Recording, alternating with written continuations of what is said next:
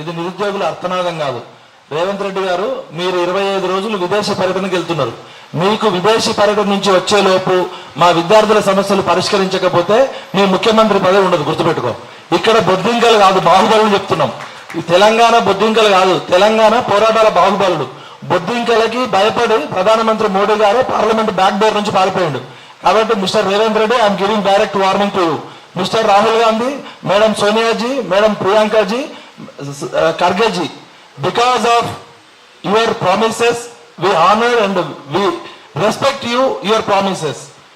ఇది ఒకసారి కాంగ్రెస్ మేనిఫెస్టోను నిరుద్యోగులంతా చెప్పుతో కొట్టండి, లేదు చెప్పుతో కొట్టండి, అప్పుడు కానీ మార్నింగ్ వస్తుంది. యాక్షన్ కి రియాక్షన్ లేకపోతే ఉండదు.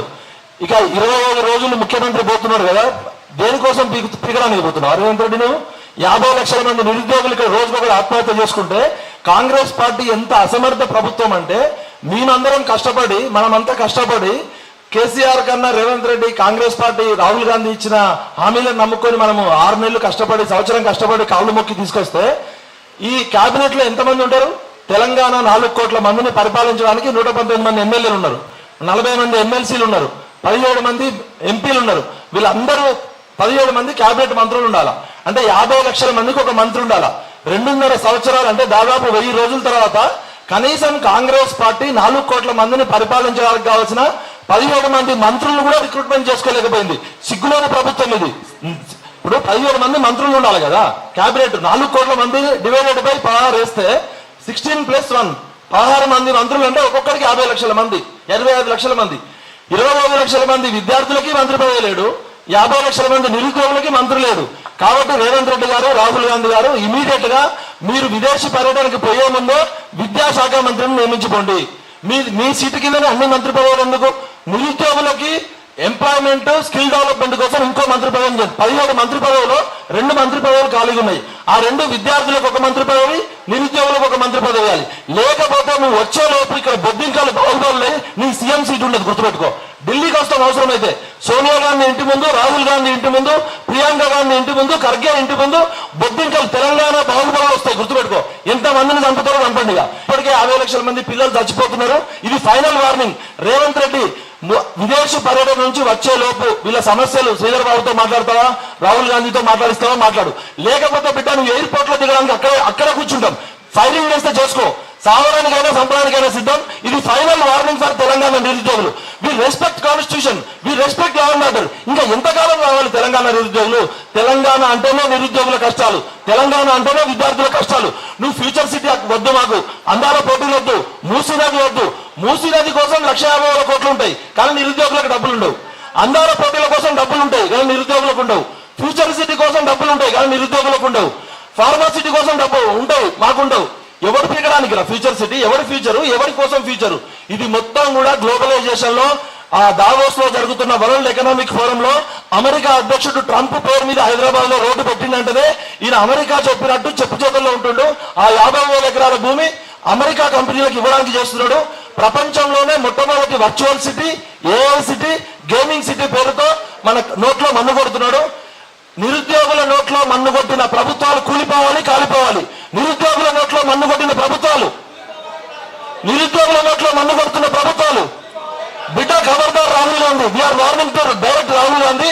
With in 1 month if you don't start discussion, debate, dialogue with our Telangana unemployment, we will come to Delhi and we will attack your home.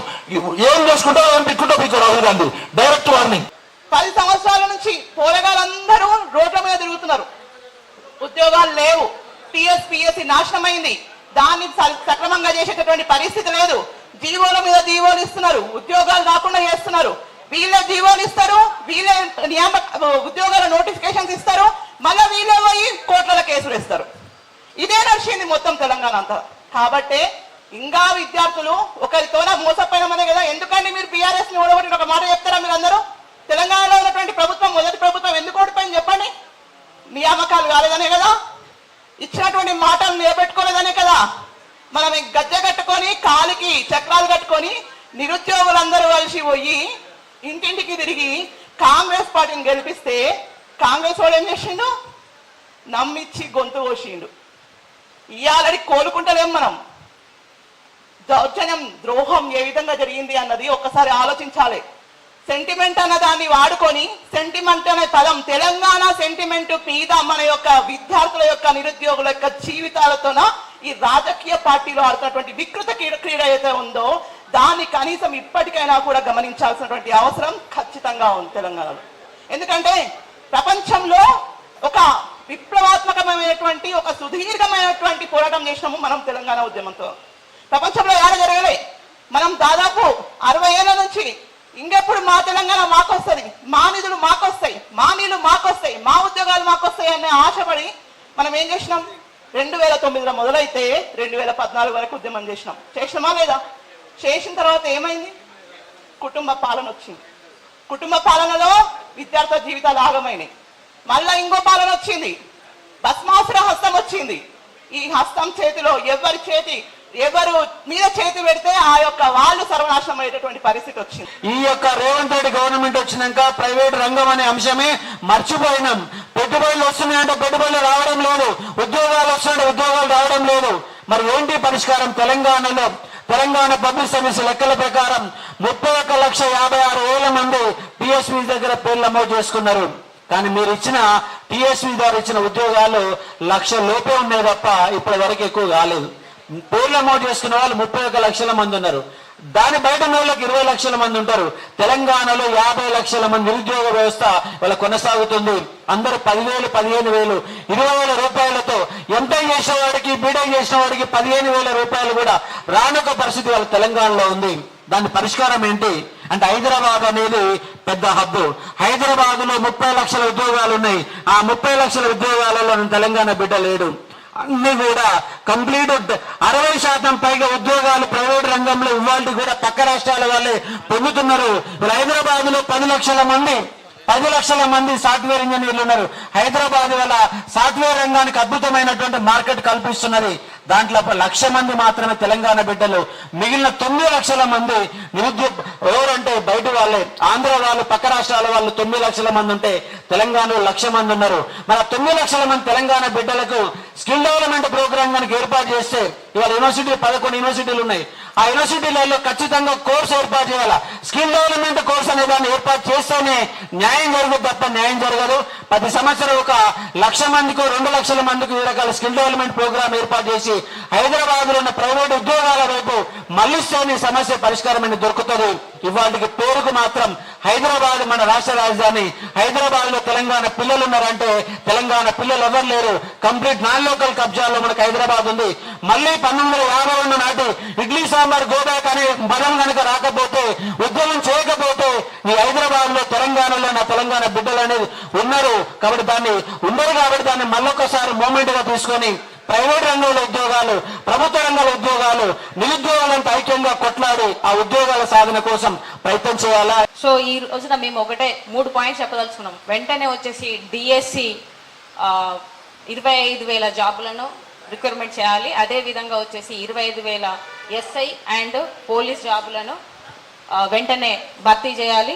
అదే విధంగా వచ్చేసి గ్రూప్ 1, 2, 3 వెంటనే వచ్చేసి మీరు ఏదైతే ఉందో దాన్ని చేయాలని చెప్పేసి ఆమ్ ఆద్మీ పార్టీ నుంచి డిమాండ్ చేస్తున్నాము.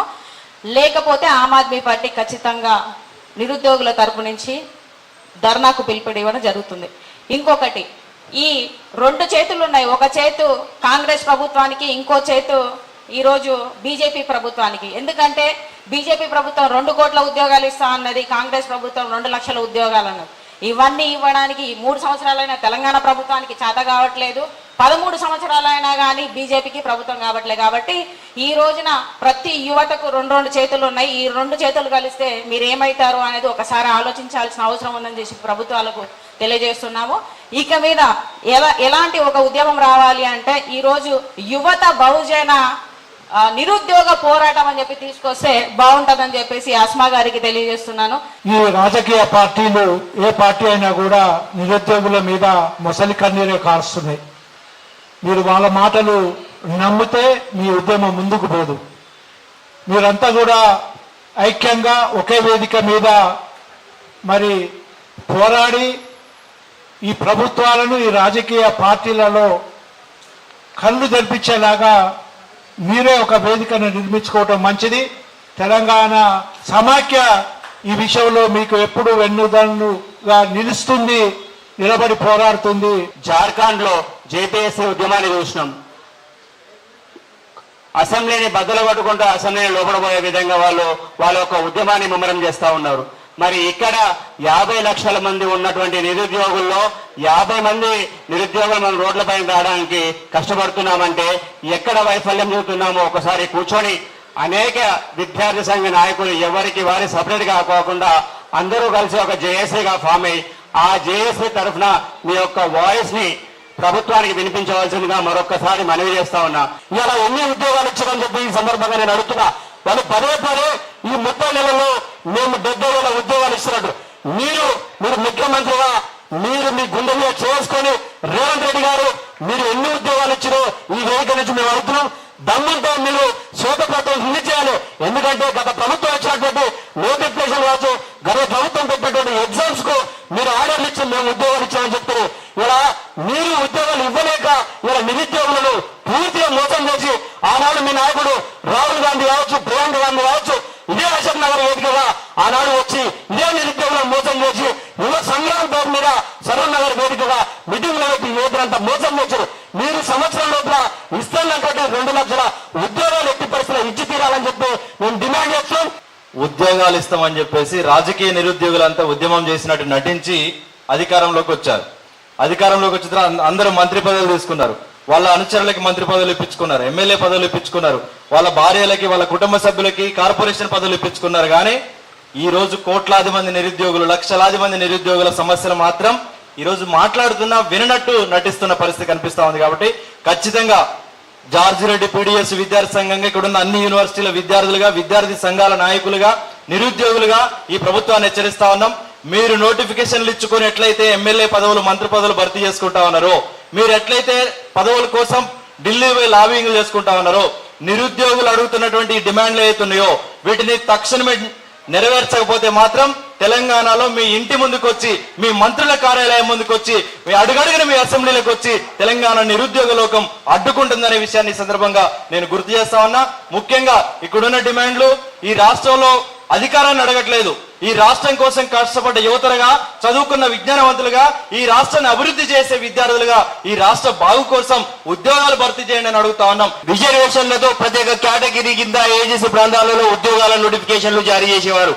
కానీ ఈ ప్రభుత్వం, కాంగ్రెస్ ప్రభుత్వం వచ్చిన మొన్న కానిస్టేబుల్ పోస్టులలో 75% రిజర్వేషన్ ఇవ్వకపోవడం వలన ఈ రోజు ఏజెన్సీ ప్రాంతాలలో ఉన్న నిరుద్యోగులు నష్టపోతున్నాము. కాబట్టి వెంటనే రాష్ట్ర ప్రభుత్వం, వెంటనే రేవంత్ రెడ్డి గారు మరియు సీతక్క గారు మరియు గిరిజన సంక్షేమ శాఖ మినిస్టర్ గారు వెంటనే 75% మీరు ప్రకటించకపోతే రాను రాను ఏజెన్సీ ప్రాంతాలలో మేము భారీ ఎత్తున ఉద్యమం చేయబోతున్నాము. అదేవిధంగా ఏజెన్సీ ప్రాంతాలలో ప్రత్యేక నోటిఫికేషన్, స్పెషల్ డిఎస్సి మరియు అదేవిధంగా బ్యాక్లాగ్ పోస్టులు జీవో నంబర్ 49 75% సవరణ చేసి వెంటనే ఉద్యోగాల నోటిఫికేషన్ జారీ చేయాలని నేను ఈ వేదిక నుండి కోరుకుంటున్నా. మనం ఇట్లా కూర్చొని ఎంతసేపు మాట్లాడినా కూడా ఈ ఉద్యమం మొత్తం నీరు గారుతూనే ఉంటది. నీరు గార్చేటోళ్ళు కూడా మనతోడే ఉంటారు. కాబట్టి మనమందరం కూడా ఈ యొక్క ఆకాంక్ష ఏదైతే ఉన్నాయో వీటన్నిటిని మనం నెరవేర్చాలంటే మళ్ళా రోడ్లు ఎక్కాల్సిందే, మరో ఉద్యమానికి శ్రీకారం చుట్టాల్సిందే.